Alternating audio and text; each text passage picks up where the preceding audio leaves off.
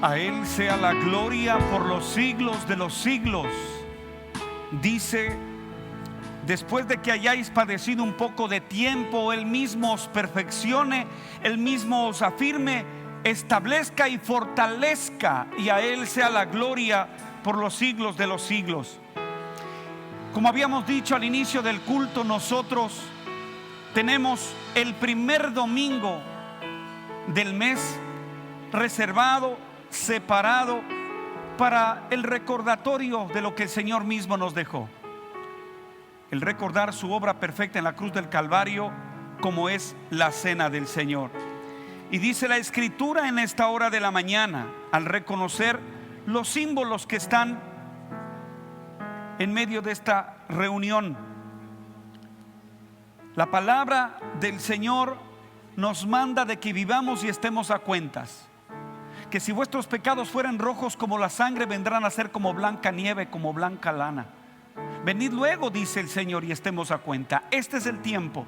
Hay que reconocer que esto no es por religiosidad, sino por mandato del Señor. Porque ahora descansamos nosotros, nuestra vida, nuestra fe, nuestra resurrección, nuestra eternidad descansa en la obra de Cristo.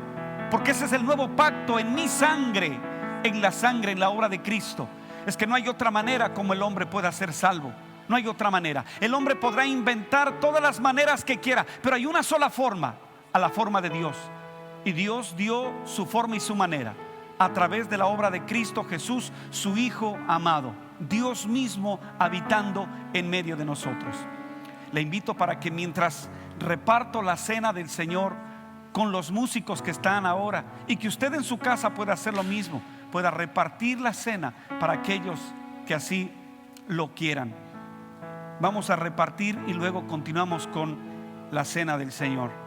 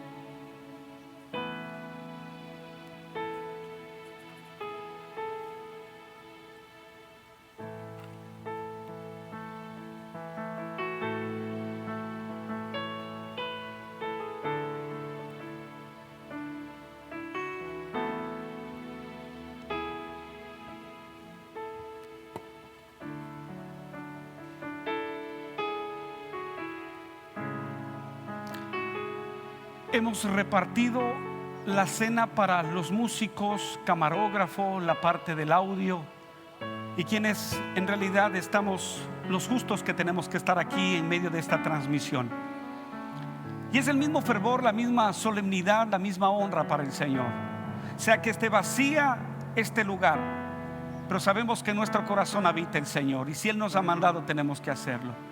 Hoy que usted está en su hogar, también le invito para que comparta con nosotros y sea parte de este recordatorio delante del Señor. La palabra del Señor dice: porque yo recibí del Señor lo que también os he enseñado, que el Señor Jesús, la noche que fue entregado, tomó pan y habiendo dado gracias, lo partió y dijo: tomad, comed, esto es mi cuerpo que por vosotros es partido, haced esto en memoria de mí. Vamos a orar y participamos del pan. Señor, agradecidos estamos porque tú ofrendaste tu cuerpo, Señor, hoy representado a través de este símbolo. Tu cuerpo fue molido, despedazado, sacrificado, Señor, para traer rescate al ser humano. Tú padeciste, Señor. Gracias porque nos diste la mejor muestra de amor, soportando, Señor, todo el castigo del pecado que nos correspondía a nosotros cayó sobre ti. Por eso hoy recordamos lo que tú has hecho. Una vez más, agradecidos estamos, Señor. Lo hacemos para la gloria tuya, y en Cristo Jesús oramos. La iglesia participa del pan.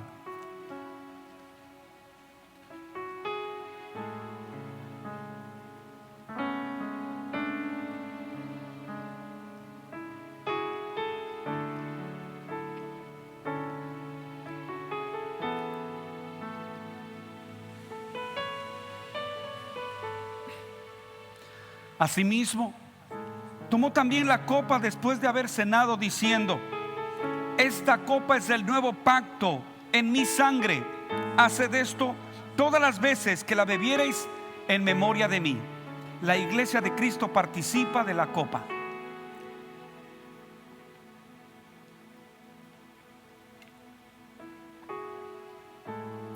Para terminar, dice: así pues, todas las veces que comeres este pan y bebieres esta copa, la muerte del Señor anunciáis hasta que Él venga. Nos identificamos plenamente, sin temor, sin ninguna reservación, que el mundo sepa que hay una iglesia que honra la palabra de Dios y practica conforme a las ordenanzas de Dios. Aquí el exaltado, el honrado, el glorificado es el Hijo de Dios, Jesucristo nuestro Señor, porque a través de Él alcanzamos salvación y vida eterna. Que sea para la gloria de Cristo. Amén y amén.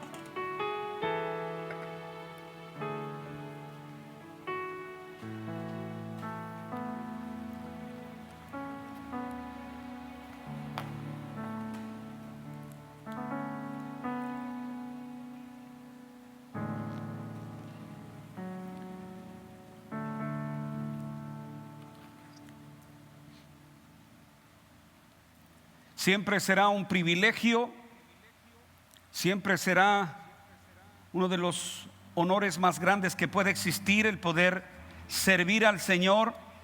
No hay labor más excelente, no hay llamado más satisfactorio que servirle al Señor. Y quiero, en medio de la reflexión bíblica que vamos a tener, el mensaje de nuestra reunión en esta hora, hablar de que estamos por comenzar una semana muy especial, en condiciones muy especiales en todo el mundo. Una semana en la cual conmemoramos el sacrificio de nuestro Señor Jesucristo en la cruz del Calvario y su resurrección de entre los muertos. Esta Semana Santa necesitamos aprender a reconocer que no es igual, que es distinta, que es diferente.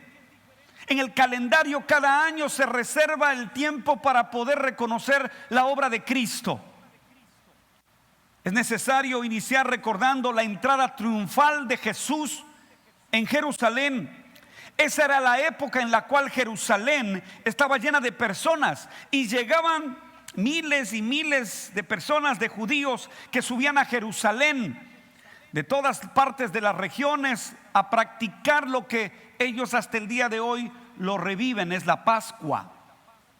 Jesús entró a Jerusalén y quiero leerle el texto que está en el Evangelio de Mateo capítulo 21, del cual vamos a analizar, a meditar en esta oportunidad. Mateo capítulo 21, versículo del 1 al 11. Voy a leer de corrido para luego poder enmarcarme en una primera enseñanza. Hay mucho que dar a conocer en este texto, pero quiero enmarcarme en una sola palabra, en una sola palabra. Mire, Mateo capítulo 21, versículo del 1 al 11, relata Mateo de la siguiente manera: cuando se acercaron a Jerusalén y vinieron a Betfagé, el monte de los olivos, Jesús envió 2 discípulos, diciéndoles: id a la aldea que está enfrente de vosotros, y luego hallaréis un asna atada y un pollino con ella, desatadla y traédmelos. Y si alguien os dijere algo diciendo: el Señor los necesita, y luego los enviará. Eso es lo que dijo el Señor. Ahora, en el verso 4 dice: todo esto aconteció para que se cumpliese lo dicho por el profeta, cuando dijo: decida la hija de Sión, he aquí tu rey viene a ti, manso y sentado sobre una asna, sobre un pollino, hijo de animal de carga. Esto está en Zacarías. Dice: y los discípulos fueron e hicieron como Jesús les mandó, y trajeron el asna y el pollino y pusieron sobre ellos sus mantos, y él se sentó encima. Y la multitud, que era muy grande y numerosa, tendía sus mantos en el camino. Subraya la palabra mantos. Y otros cortaban ramas de los árboles, subraye la palabra ramas, y las tendían, subraye la palabra tendían, en el camino. Tres palabras que hoy vamos rápidamente a verlas. Y verso 9 dice: y la gente que iba delante y la que iba detrás aclamaba diciendo: Hosana al Hijo de David, bendito el que viene en el nombre del Señor, Hosana en las alturas. Cuando entró él en Jerusalén, toda la ciudad se conmovió diciendo: ¿quién es este? Y la gente decía: este es Jesús, el profeta de Nazaret de Galilea. Que el Señor añada bendición a su palabra, que traiga transformación, liberación, sanidad, y que cambie el corazón del oyente. Hoy vamos a ver con respecto a esta Semana Santa que recordamos anualmente. Jesús entró a Jerusalén. El texto nos narra en detalle algunos temas. Lo que dijo el profeta Zacarías, que está en el capítulo 9, verso 9, dando a conocer: he aquí tu rey viene a ti, manso. Cristo venía manso, contrayendo la bendición para su pueblo, y sentado sobre un asno, sobre un pollino, hijo de animal de carga. Allí está relatado en el Antiguo Testamento, profecía que se cumplía en ese momento, que Mateo era visiblemente testigo de lo que estaba aconteciendo. Ahora que conmemoramos la entrada triunfal de Cristo, ¿por qué no ponemos nuestros primero mantos? Habla de tres palabras. El versículo 8 de lo que acabamos de leer, el versículo 8 dice: y la multitud, que era numerosa, tendía sus mantos en el camino, y otros cortaban ramas de los árboles y las tendían. Hay dos tipos de personas: las personas que cogen ramas y ponen, pero hay otros que sacan sus mantos y los colocan. Mire lo que dice en el verso 8, parte final: y los tendían en el camino. Tanto las ramas eran puestas en el suelo por donde iba a pasar Jesús, igualmente que el manto. Las ramas no es sacrificio de nadie. Las ramas simplemente es un fruto de la naturaleza, ¿no? Es algo que la naturaleza da. Ramas en donde el hombre va, coge y las pone. Pero el manto significaba deshacerse de algo propio, de algo mío, para que esté por debajo de Cristo, para que esté a los pies de Cristo, para que esté sujeta a Cristo. Ahora, recordemos algo. ¿Por qué no ponemos nuestros mantos así como hizo algunas personas hoy en día? Este tiempo que estamos viviendo es un buen momento para hacer un verdadero cambio en nuestra vida y reconocer el reinado de Jesús sobre nosotros. Que no solamente digamos Jesús es el rey, no, al contrario, podríamos decir Jesús es mi rey, que suena muy distinto, es muy diferente decir Jesús es rey que Jesús es mi rey. Hay mucha gente que reconoce que Jesús es el Hijo de Dios, pero no es el que ha nacido en el corazón de la gente. Una cosa es reconocer que Él es rey y otra cosa es reconocer que es mi rey. Ahí yo reconozco que estoy sometido, sujeto, bajo la autoridad. Pongo mi voluntad, pongo todo lo que soy, todo lo que tengo bajo los pies de Cristo. ¿Cuáles son estos mantos que hoy debemos dejarlos a los pies del Señor? Hay muchos, pero yo he querido sobresalir con tres. El primero es el primero con el que cayó Luzbel en el cielo, por soberbia, por orgulloso, por querer ser más que Dios. El orgullo, el primer manto que podemos dejar a los pies de Cristo es la soberbia. Sí, la soberbia. Mire, en 2 de Samuel, capítulo 7, quiero llevarle a 2 de Samuel, capítulo 7, versículo 16 al 18. 2 de Samuel, capítulo 7, versículo 16 al 18. Dice así: y será afirmada tu casa y tu reino para siempre delante de tu rostro, y tu trono será estable eternamente. Conforme a todas estas palabras y conforme a toda esta visión, así habló Natán a David. Verso 18: y entró el rey David y se puso delante de Jehová y dijo: Señor Jehová, ¿quién soy yo y qué es mi casa para que tú me hayas traído hasta aquí? David recibe la palabra de Dios a través del profeta Natán, dándole la seguridad de su trono, dándole la seguridad de su descendencia y de que él iba a nacer el Hijo de Dios.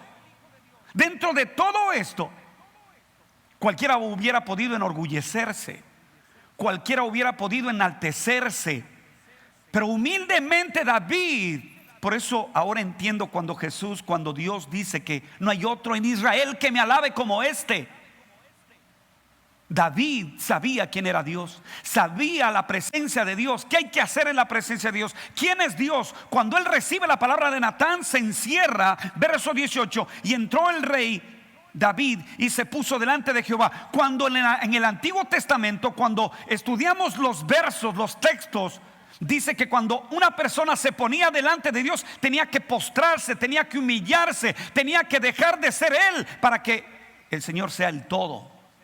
Entonces, cuando David se puso delante de Jehová, se puso en esa actitud de humildad, de humillación, de reconocimiento, y pregunta David para sí mismo y dice: ¿quién soy yo y qué es mi casa para que tú me hayas traído hasta aquí? Qué preciosas palabras fueron estas dadas por el rey David. ¿Quién soy yo y quién es mi casa para que tú me has traído hasta este lugar? Qué precioso reconocer con humildad lo que tenemos y hasta dónde hemos podido llegar, porque ha sido concedido solamente por Dios. Que no es nada bueno para algunos que se ensoberbecen, se enorgullecen. Mire, este es un buen tiempo para quitar la soberbia de nuestro corazón, de doblegar nuestro ego, nuestra autosuficiencia, y poner el manto de la soberbia y el orgullo a los pies del Señor. El ser humano se ha enorgullecido con mucha soberbia, ha negado de Dios, vive su vida. El ser humano se ha creído Dios. El ser humano vive como que si fuera Dios mismo. El ser humano dice: somos inteligentes, somos sabios, creamos nosotros también maquinarias, tecnología, inventamos. La inventiva del hombre es tan grande que le ha hecho creer que es Dios. Han dejado fuera de la ecuación a Dios. Y lo primero que me está enseñando el Señor a través de esta palabra, que cuando David era proclamado rey, cuando David recibía esta profecía, la condición de una persona tiene que ser humilde. La soberbia y el ego tiene que estar a los pies del Señor. Y así nos demostró David. ¿Acaso Jesús no vivió una vida humilde, una vida mansa, una vida en donde Él mostraba más amor que soberbia y orgullo? Jamás, porque el orgullo es pecado y Él fue perfecto en todos sus caminos. Este es un buen tiempo entonces para quitar de nuestro corazón la soberbia. Sí, la soberbia, de doblegar el ego, de poder decir como David: si he llegado hasta aquí, ha sido por ti. Si yo he llegado hasta donde estoy, si tengo lo que tengo, es porque se lo debo a usted, Señor. Que nuestro corazón esté siendo confrontado con nuestro orgullo, con nuestra soberbia y con nuestro ego. El segundo manto que podemos dejar a los pies del Señor es otro de aquellos mantos que para mi concepto son prioridades. El primero es el orgullo. El segundo es la voluntad. Dejar la voluntad, mi voluntad, a los pies del Señor. Primera de Pedro capítulo 4 versículo del 1 al 3. Primera de Pedro capítulo 4 versículo del 1 al 3. Mire, Primera de Pedro capítulo 4 versículo del 1 al 3.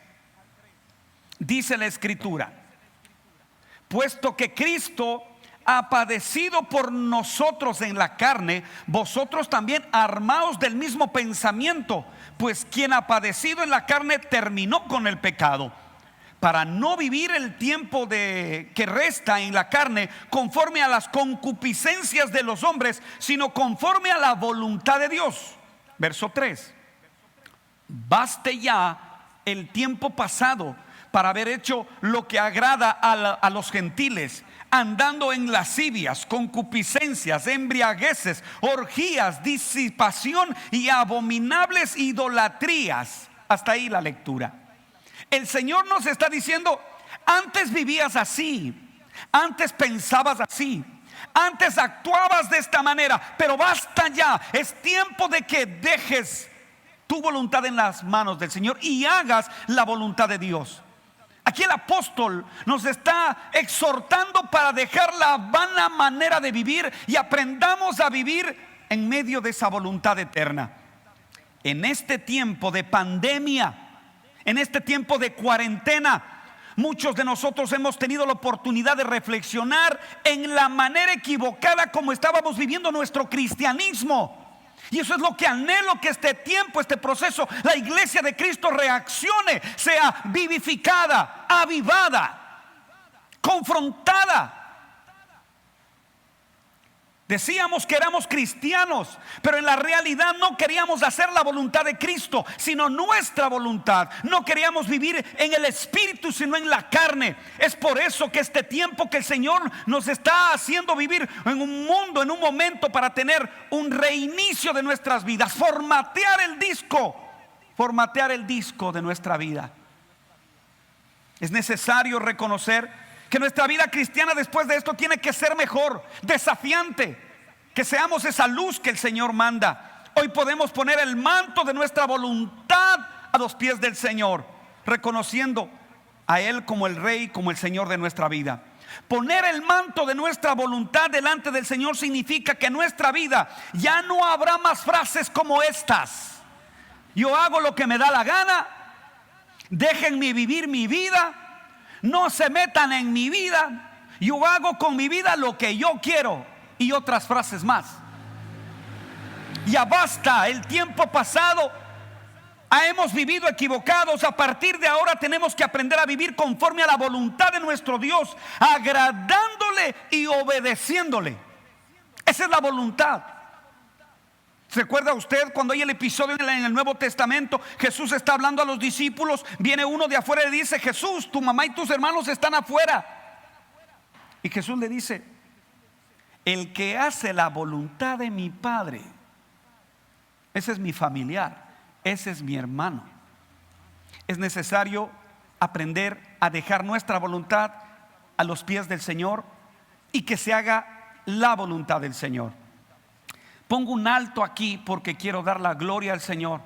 La semana pasada había anunciado que mi madre estaba en un proceso lamentable de su salud.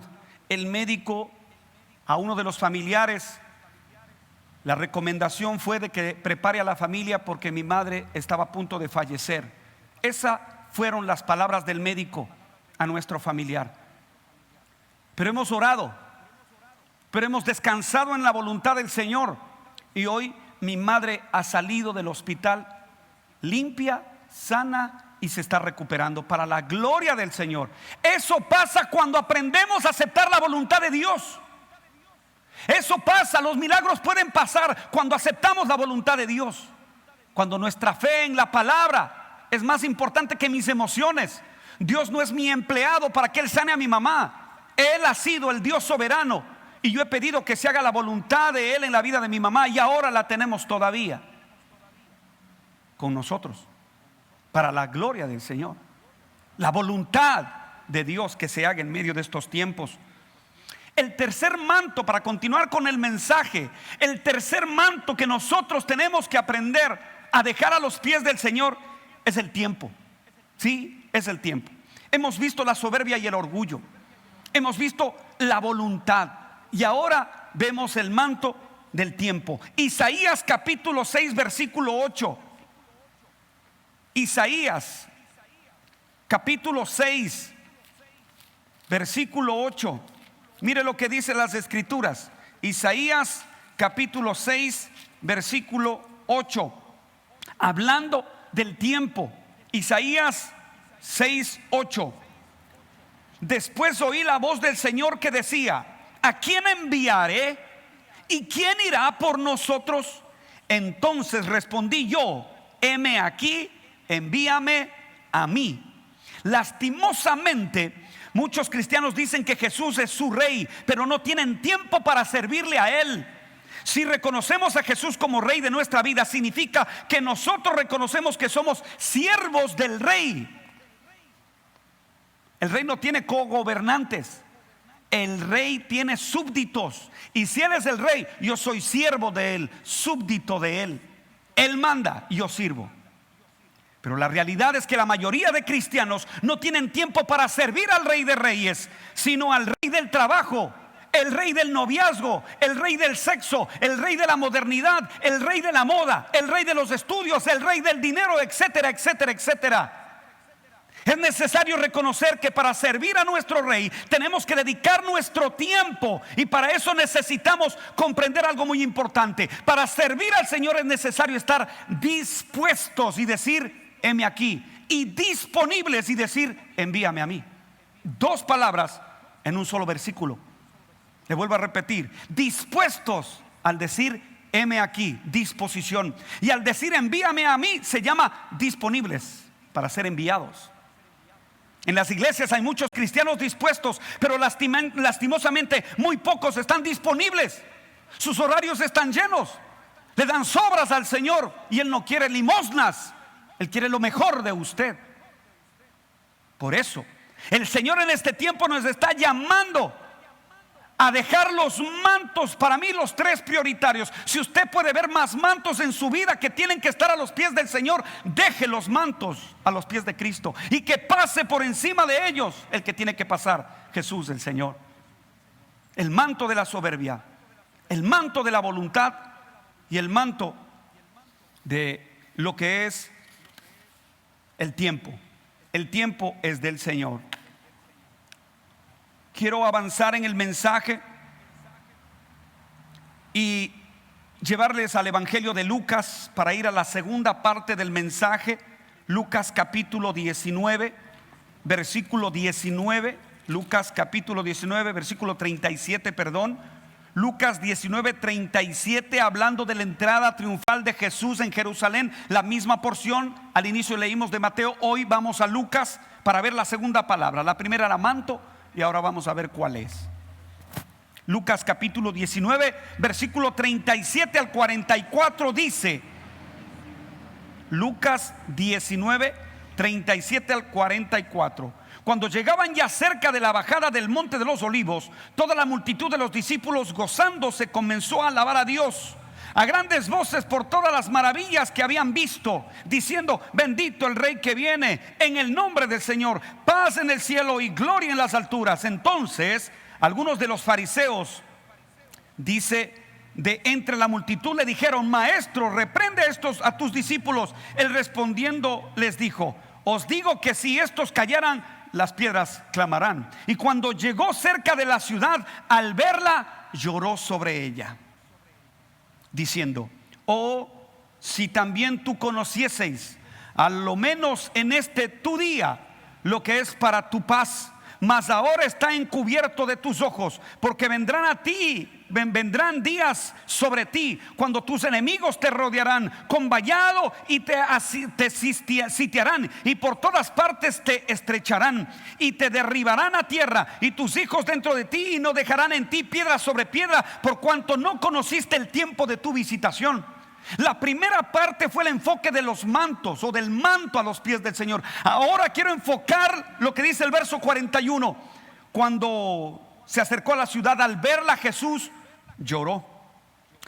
Hace un poco más de 2000 años nuestro Señor Jesucristo entró a Jerusalén, y cuando llegó cerca de la ciudad, al verla, lloró sobre ella. Pero ¿cuál fue el motivo de las lágrimas de Cristo por la ciudad de Jerusalén? ¿Por qué Jesús lloró? La respuesta está en el versículo 42. Jesús lloraba porque ese día era un día profético. Era el día que Zacarías capítulo 9 verso 9 estaba cumpliéndose. Él venía con toda mansedumbre, con toda autoridad, para perdonar, para amar, para traer el reino de Dios al pueblo. Y no solamente esperando, sino también reconocido por su pueblo. Él decía: era el Mesías. Llegó. La ciudad de Jerusalén, el centro de la religión judía, el lugar donde se encontraba el templo, la ciudad a la cual su nombre significa ciudad de paz, que hasta el día de hoy no tiene paz. No reconoció a Cristo, a Jesús, como el Hijo de Dios. Pero nuestro Señor describe los tiempos proféticos. Jesús no solamente lloraba por ese día, sino por lo que vendría en el futuro para Jerusalén y su gente, por no haber reconocido el tiempo de la visitación. Esa es la palabra, visitación. Jesús veía cómo 70 años después, con el emperador romano Tito Flavio, acababan con Jerusalén, derrumbaban el templo, robaron el oro en el templo, piedra sobre piedra no quedó. Jesús ya pronunciaba la profecía. 70 años después esto pasó y esto aconteció. Traslademos esta porción a nuestros días. Hoy, como hace 2000 años, seguramente nuestro Señor Jesucristo volvería a llorar. Si Él entrara nuevamente a este mundo, Él volvería a llorar. ¿Por qué? Esa es la pregunta. ¿Por qué volvería a llorar Jesús si volviera en este momento a ver no solamente su pueblo, sino este mundo? Primero, porque hoy, como hace 2000 años, el mundo no reconoce el tiempo profético de Dios. El mundo todavía no acepta que se están cumpliendo profecías escritas hace más de 2000 años, entregadas al hombre para que pueda creer y que su fe pueda ser alimentada y crecida. Mateo capítulo 24, versículos del 7 y 8. Mateo capítulo 24. Mateo capítulo 24, versículos 7 y 8. Hablando de las señales del fin. Recuerdo, porque hoy, como hace más de 2000 años, el mundo no reconoce los tiempos proféticos de Dios. Mateo 24, versos 7 y 8. Porque se levantará nación contra nación, reino contra reino, y habrá pestes y hambres y terremotos en diferentes lugares. Y esto será principio de dolores. ¿Cuál es el tiempo profético que estamos viviendo? Principios de dolores. Usted nos podrá decir locos, aferrados, religiosos. No me importa lo que digan. A mí me importa lo que dice la palabra. Y si la palabra lo dice que es tiempo de dolores, es tiempo de dolores. ¿Por qué es tiempo de dolores? Verso 7. Porque se levantará nación contra nación. ¿Acaso no pasa? Reino contra reino. ¿Acaso no pasa? ¿Habrá pestes? ¿Acaso no se está probando? ¿Habrá hambres? ¿Acaso no hay? ¿Terremotos? ¿Acaso no ha habido en diferentes lugares en todo el planeta? Estos son los principios de dolores. Jesús lloraría de nuevo porque la gente no entiende los tiempos proféticos. Los tiempos que estamos viviendo son principios de dolores. Las profecías se están cumpliendo en nuestras narices. El tiempo está llegando para que la iglesia del Señor sea levantada en arrebatamiento, como dice Tesalonicenses 4, 15 y 17. Que la iglesia esté despierta, que la iglesia esté apercibida en su comunión con Dios, en su relación con Dios y con los demás. Pero lastimosamente hoy, como hace 2000 años, hace más de 2000 años, la humanidad no reconoce lo que es para su paz, lo que trae paz verdadera al ser humano. Esa paz que solamente viene por medio de la salvación que Dios puede darle a través de Jesucristo. Las personas hoy quieren una vacuna para la pandemia, quieren alguien que tenga la fórmula para superar la crisis económica, pero siguen rechazando al Hijo de Dios, siguen rechazando al único que puede darnos salvación y vida eterna. La gente está dedicada solo a lo terrenal, a lo temporal, a lo carnal. Pero en este tiempo que se levante una generación de fe que le crea al Señor, que crea su palabra y viva conforme a la palabra de Dios. Este es el tiempo. Iglesia de Cristo, levántate en fe.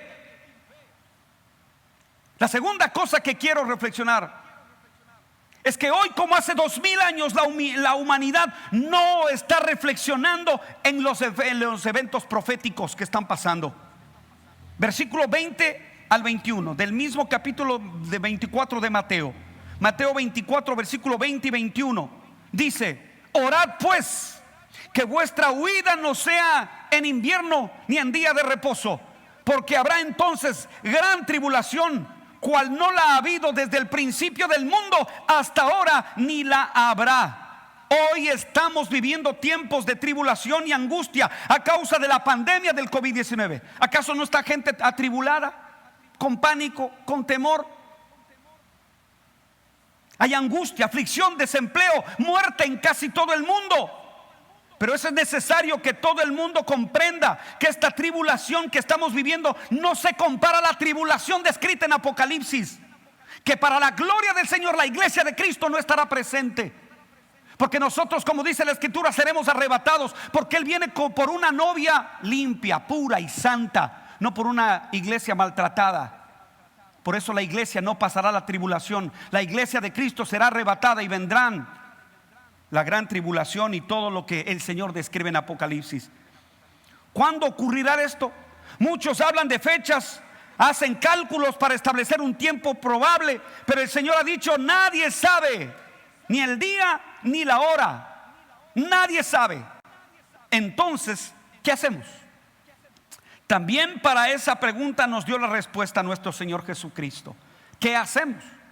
Marcos capítulo 13, y vamos terminando el mensaje. Marcos capítulo 13, versículo 33. Marcos capítulo 13, versículo 33. ¿Qué hacemos entonces? ¿Qué hacemos? Marcos capítulo 13, versículo 33. Dice, 33 al 37. Mirad, aquí viene lo que el Señor Jesús mismo dijo al pueblo: mirad, velad y orad, porque no sabéis cuándo será el tiempo. Es como el hombre que yéndose lejos dejó su casa y dio autoridad a sus siervos, a cada uno su obra, y al portero mandó que velase. Velad pues, porque no sabéis cuándo vendrá el Señor de la casa, si al anochecer o a la medianoche, o al canto del gallo o a la mañana, para que cuando venga de repente, no os hallé durmiendo.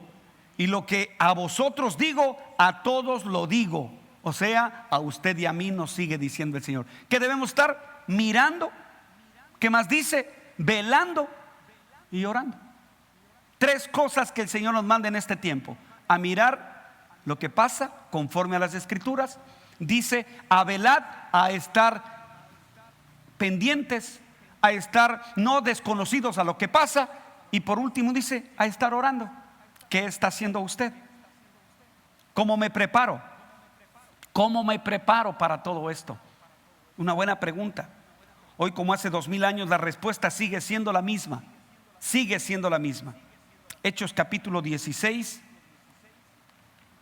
Hechos capítulo 16, versículo 30. Hechos capítulo 16, versículo 30 y 31. Dice: y sacándolos les dijo: señores, ¿qué debo hacer para ser salvo? Eso es lo que toca hacer. ¿Qué debo hacer para ser salvo? Dice, verso 31. Y ellos dijeron: cree en el Señor Jesucristo y serás salvo tú y tu casa. Lo mismo le digo a usted, lo que dice la Escritura: cree en el Señor Jesucristo y serás salvo tú y tu casa. Venga lo que venga, en Él estamos seguros.